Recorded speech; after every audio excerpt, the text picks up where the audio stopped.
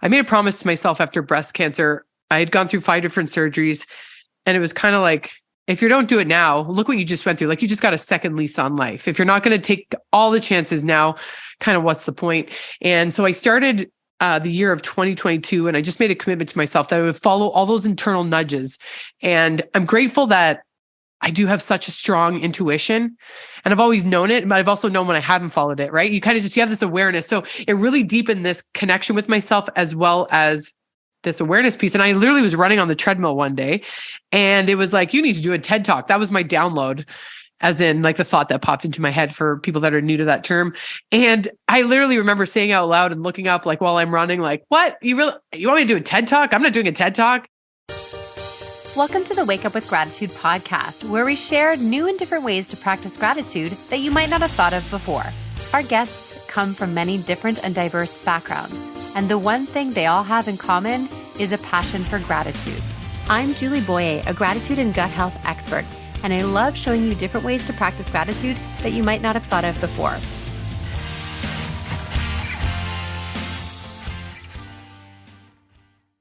Hello, my friends. I'm so grateful that you're here for this podcast episode with my guest, Janine Charron. It's a fantastic exploration of all the ways that we can be grateful when faced with so many life's challenges. Janine is an inspirational speaker and writer, and she's the creator of the T.I.G.E.R method. We will talk about Janine's story as a Division I NCAA hockey player and her recent TEDx talk experience. I also love how Janine took her breast cancer diagnosis at age 38 and completely transformed her life in a good way following that diagnosis. There's a lot of wonderful inspiration in this talk, but also ways to incorporate gratitude into your life. If you or someone you know is a former athlete, this is a podcast you'll want to listen to. That is who Janine connects with, being a former high-level professional athlete and what comes after that. Before we get into this podcast episode, I want to invite you to check out the Sunrise Gratitude Meditation that I created for you. It's a couple of episodes back on the podcast, and I've also got it on YouTube. So whichever way is easier for you to use and download, you can do that. I'll put the links directly in the show notes, or like I said, you can skip back a couple episodes on the podcast and listen in. What's super cool is that I added my own original recording of the surf at my favorite beach at sunrise for you underneath my words. Let me know if you're enjoying this type of content, and I will continue to create more meditations for you to download and listen to. With that, let's dive right into this wonderful interview with Janine Charron.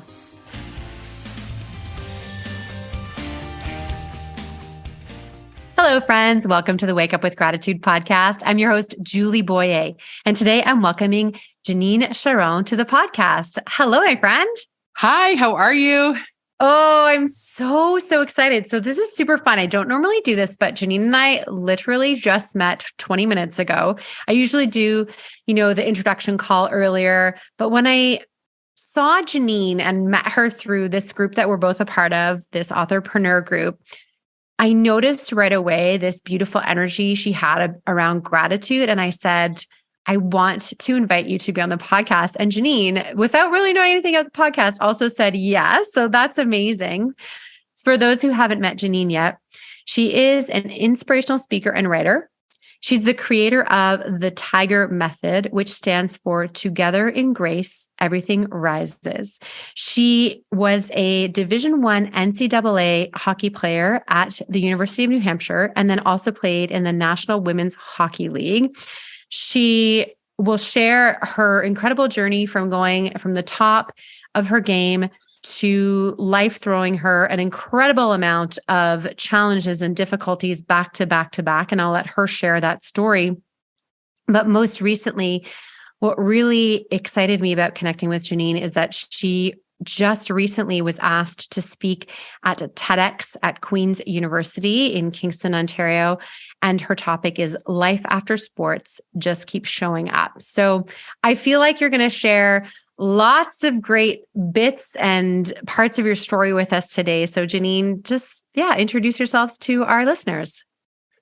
All righty. Well, hello, everyone. I'm grateful to be here. Thank you, Julie, for having me.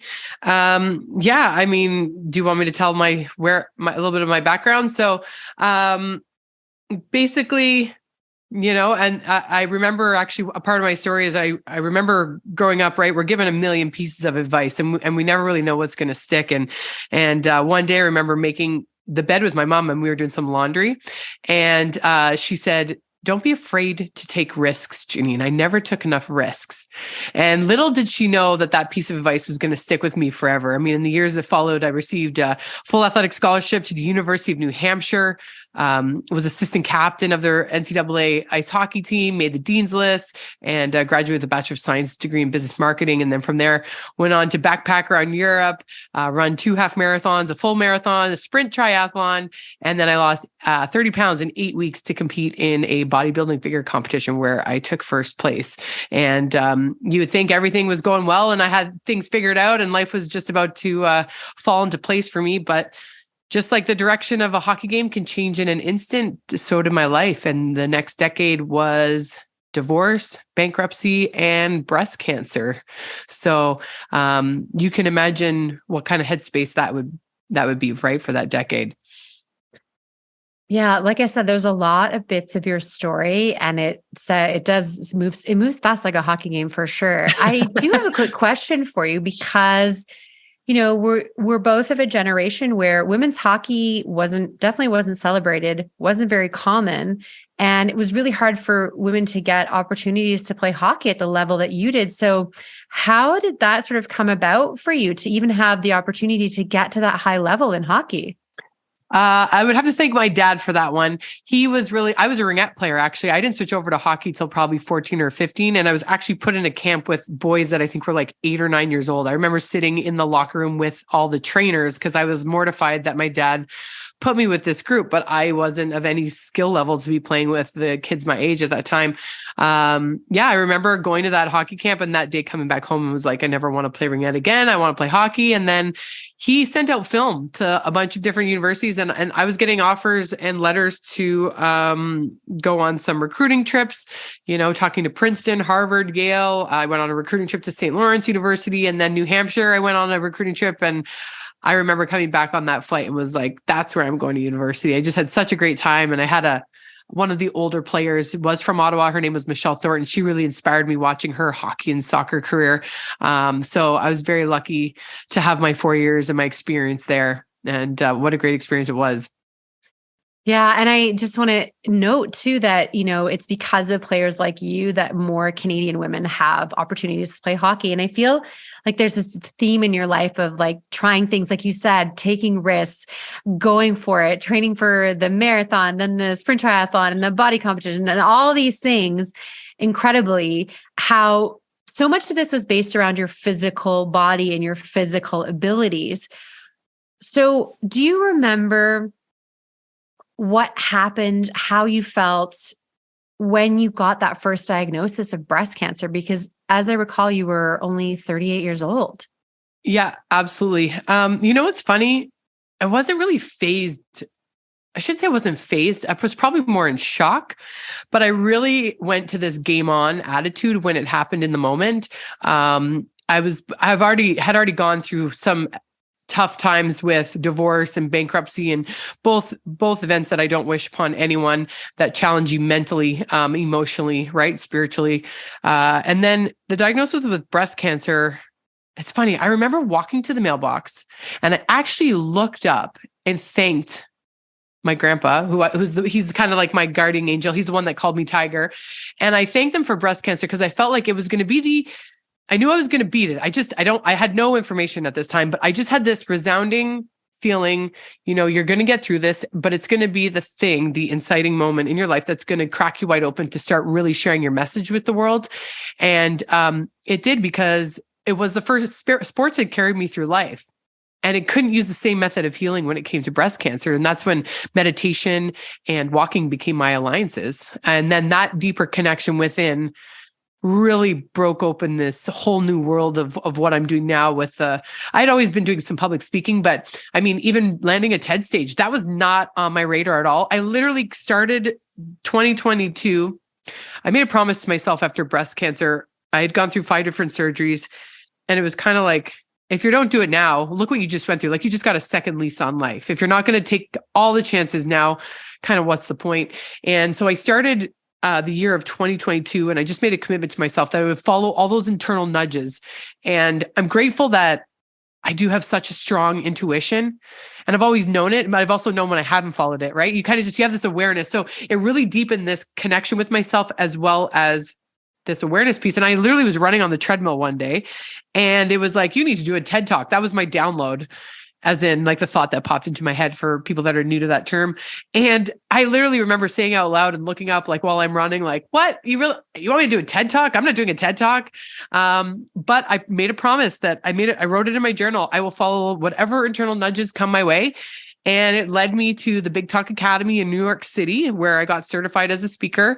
And I actually was asked to open their virtual showcase, where it was a class of 32 students from all over the world, already published authors, already paid speakers. And then there was like me with my big energy and passion, and this is what I want to do. And I ended up opening up the showcase. And then from there, I started applying to TED stages and then landing TEDx Queen. So it was just, I'm so grateful for that ability to listen to that internal nudge. And that's where it kind of took me. So breast cancer it's a very scary thing to have. And I ended up having 3 tumors in my left breast, where I did a bilateral mastectomy, which you had to do separately because of COVID. So literally they took my left breast in June 18th, and then my right in August 22nd.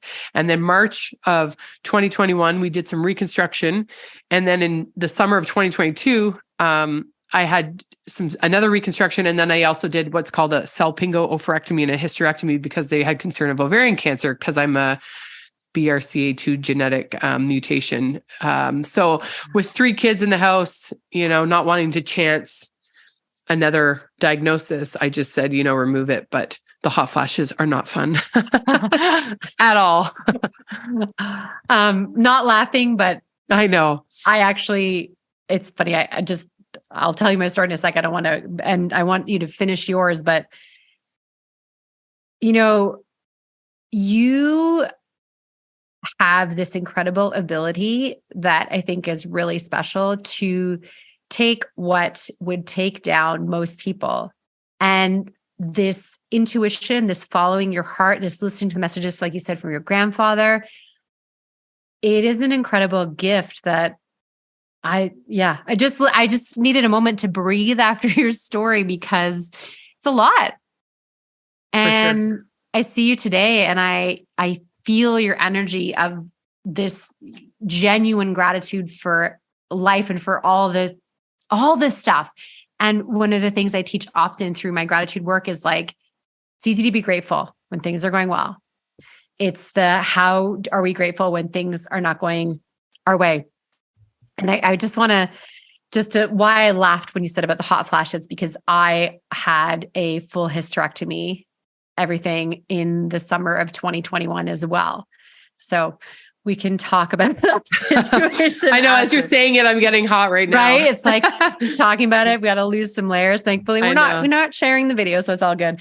But I feel you. And it's also that, what's interesting, just a little side note, is that as a woman to not actually have gone through perimenopause, to go from having a cycle and to menopause immediately, I think there's I don't know about you, but there's a total lack of acknowledgement that it's jarring, right? You just you have a cycle and then you go, and then there's no support or care around the mental health piece about just missing this whole important transition of your life. It's one day you're this, and then the next day you're that. So yeah, and you can't do hormone therapy because of the cancer medication. So the tamoxifen wouldn't allow me to be on hormone therapy. So I really had to focus on my meditation, moving my body, drinking water, eating. I find carbs or sugar, really, my hot flashes are crazy. Like any caffeine, alcohol, anything carbohydrate or that spikes your insulin, where I find a more higher protein diet really helps manage my hot flashes. But again, I'm human. I'm going to eat the piece of pizza or have a glass of wine with my friends or drink the coffee. Who doesn't need coffee, you know? So, I try to have that balance, but, yeah, it's definitely, it has been a lot. And you've got kids and you've got to show up for, you got to wear your mom hat and you want to be, strong for them there. But there have been some days where obviously it hit me after everything happened. Like it really, I just have so much of that like game on athlete attitude just comes out when I get something in the face. It's like, all right, what are we going to do? How are we going to solve this?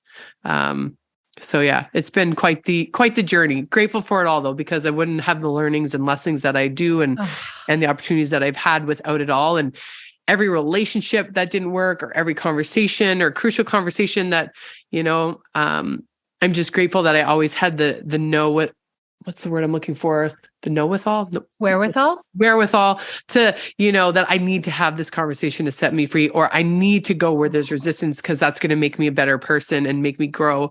I've been very grateful for that. Ooh, I love what you just said there. I need to have this conversation to set me free. Mm-hmm. Yeah. Wow. And that's where journaling has really been a huge game changer.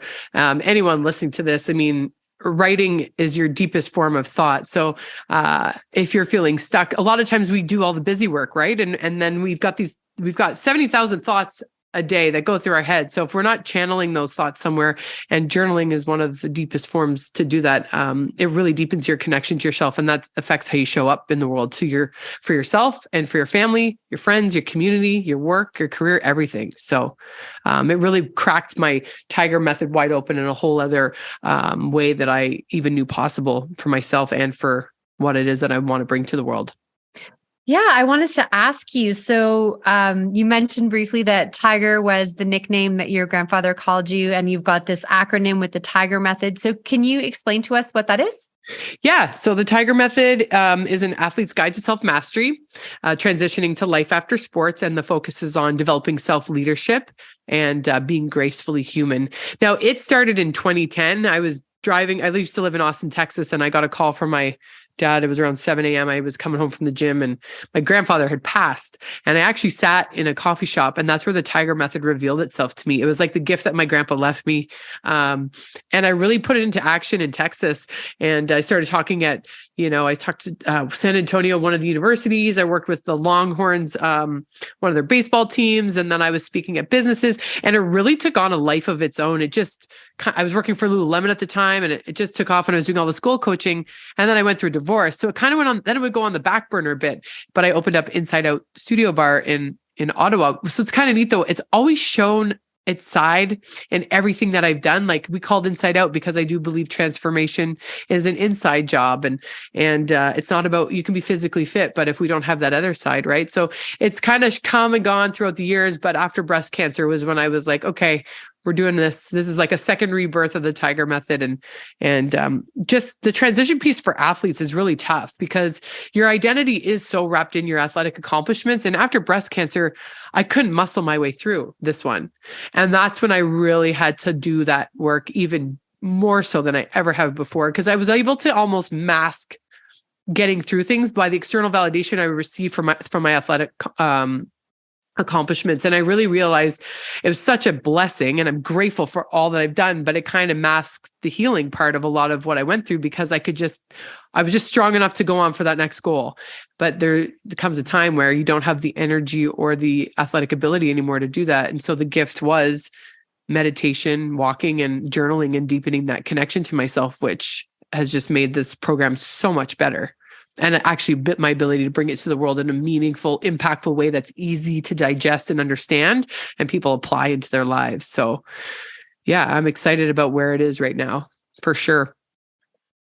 Tell me more about the journaling part. Speaking of, as a person who journals and does gratitude journaling, is it specifically a type of journaling? Is it gratitude journaling? Like, how does that fit into maybe your work, but also maybe your own personal life? Yeah, for sure. So I tell everybody, like, play with what works for you. But what I found to be the most powerful is journal, meditate, then journal. So, because usually what happens is when I started to meditate, if you're, depending on what you're going through in your life, your brain is just full of so many things. I like first thing in the morning, I literally would just start, like some mornings I was up at like, I would start waking up at like 3:33 or like 4:44. It was just, I've seen all these numbers popping around me too. So your awareness of like kind of the support of the universe has been a blessing to me as well.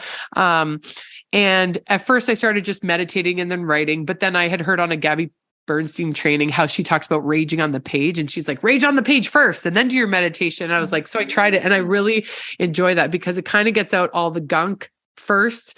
You're getting everything off your chest and then you're in a more clear space to meditate. And then after I meditate, I would journal about kind of what came up for me in my meditation. So it's very personal. Yeah. If I'm working with people that are starting to just start out, it's like, okay, who do you not want to be? Let's start writing about that, because we can't define who we want to be if we can't get clear on who we don't want to be, or the habits and rituals that are not serving us, that we're doing in our day to day. Right. So it's giving that. So I would write about where are you resisting the most? I talk a lot about that in my trainings. Because that's usually where people need to go, and fear is coming up for them. And they know, we all, for the most part, we know what we need to do. We're just avoiding it because our brains are wired that way. Right.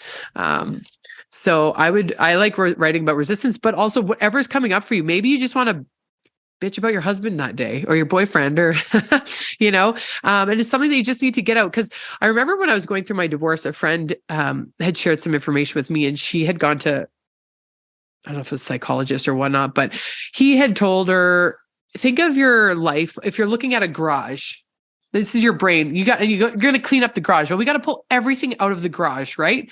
And what happens when you start pulling everything out of the garage or the cupboard or whatever? There's way more in there than you anticipated.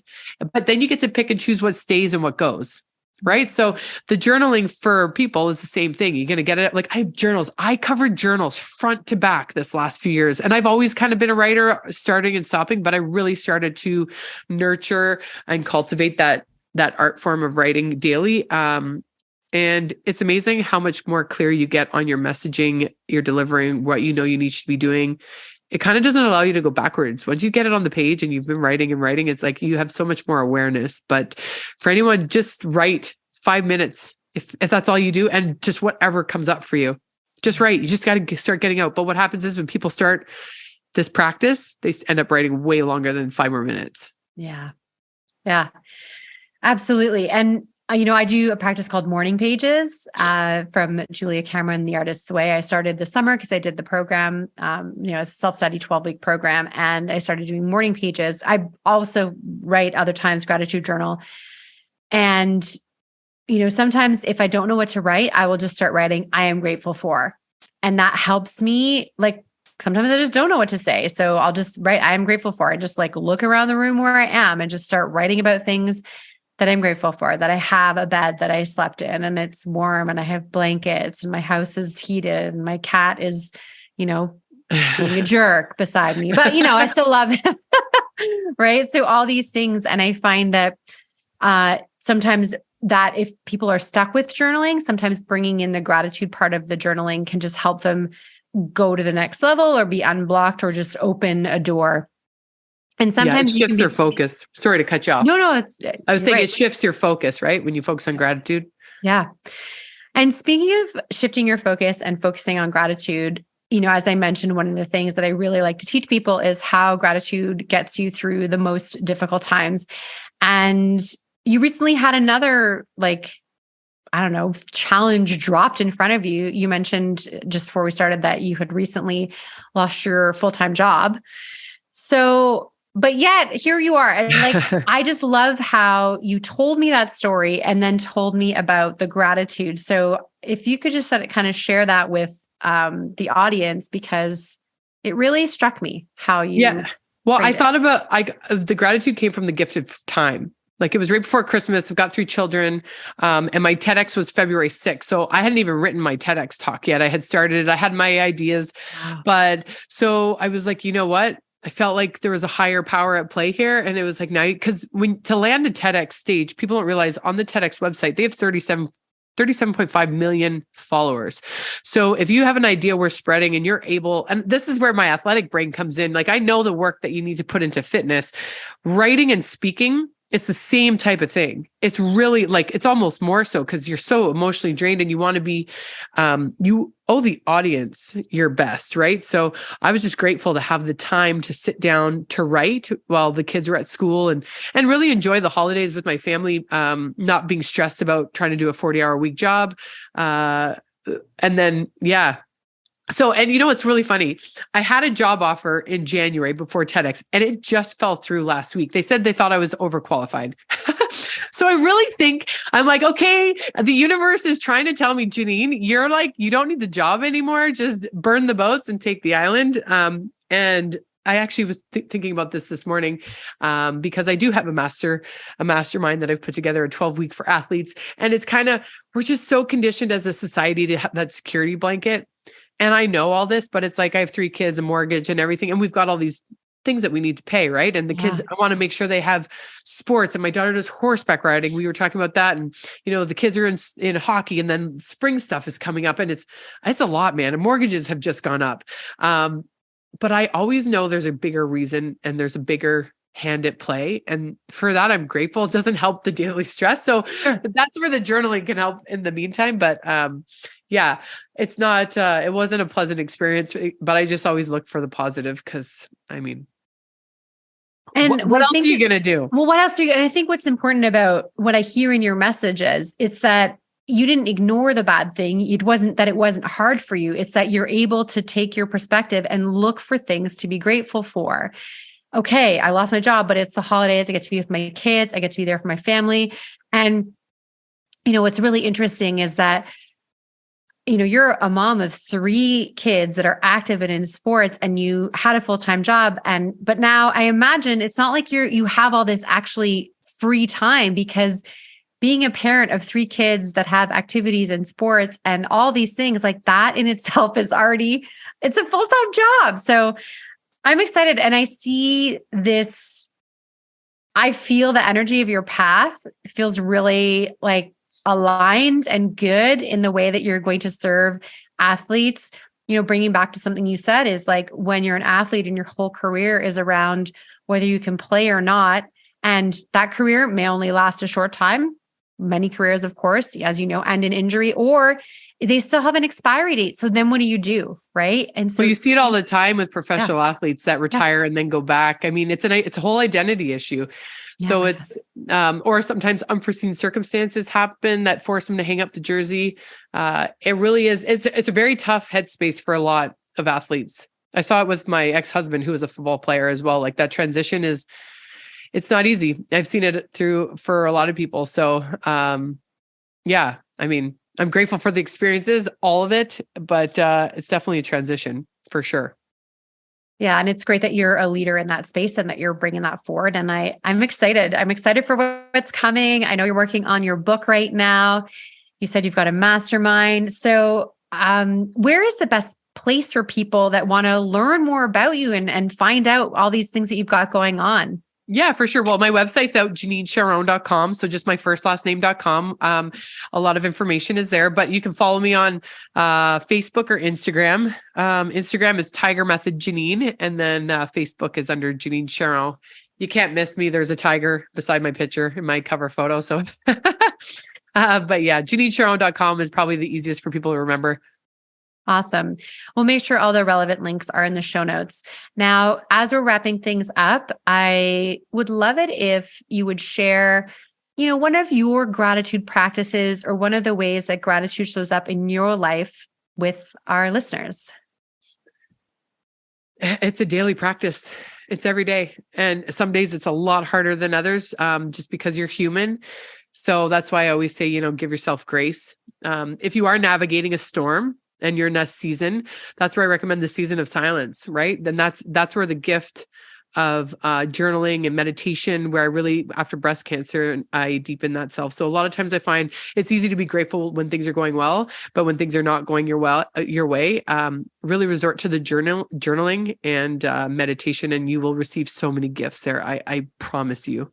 Just be open to it. And if you have a crazy wild brain like me, I started with 5-minute guided meditations before I could get to like 70 minutes sitting quietly on my own. So it does take time to work up to it. But just give yourself some grace, because why? Together in grace, everything rises. Yeah. Just before I end, I want to just touch on, you just said you can spend up to 70 minutes in silence. Yeah, I've done, my longest meditation has been 70 minutes, and it seems really quick. When you're in, this is the magic with meditation is doing it daily. It's because it's like anything. If you do it once a week, it's going to feel like the first time every time, but a little bit each day. And again, I started 2022 just promising myself that I would meditate and write daily. And then the whole world just opened up to me in terms of the Brig Talk Academy with Trisha Brooke, and then doing the virtual showcase, opening as her speaker, and then landing a TEDx. So it's just the world. And then finding Hay House and the authorpreneur community that we're a part of. That's why I always say in my send-offs with my email newsletters, I always say, stay curious and keep listening.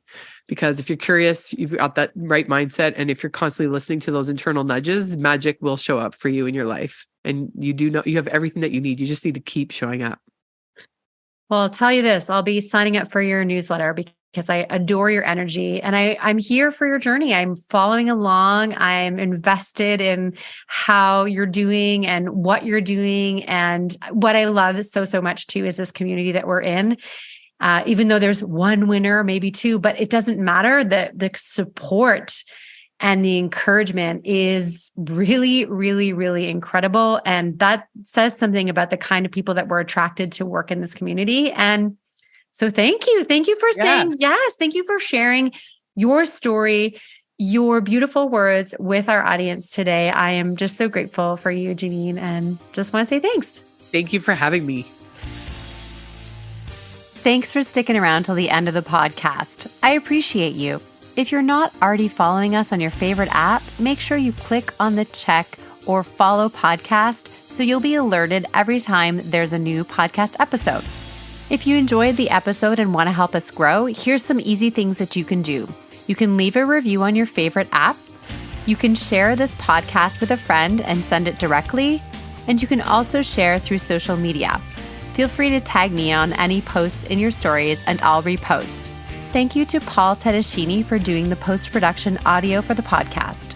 And one last thing, I hope you're choosing to wake up with gratitude every single day.